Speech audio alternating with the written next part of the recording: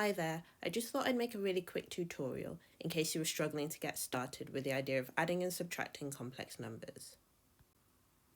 When I look at adding and subtracting complex numbers, what I think is that this is actually the same as any other addition or subtraction that involves different kinds of numbers where I have to collect like terms, and that's what I'm going to do here. In order to begin though, I'm just going to get rid of those brackets. So that's been done. Be very careful with those signs. So the plus minus 3 gave me minus 3 and the plus minus 5i also gave me minus 5i. Now I'm in a position to add the real numbers together and also add the complex numbers together, or the imaginary numbers in this case.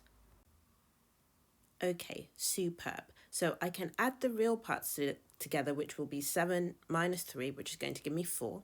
And I'm going to add the imaginary parts together, which will be 6 minus 5i, which is 1i.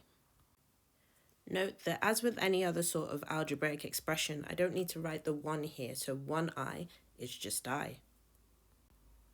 I hope that sort of helped you get started. Please remember that you can ask for help either in the Teams channel or just by putting your hand up quickly in class kick.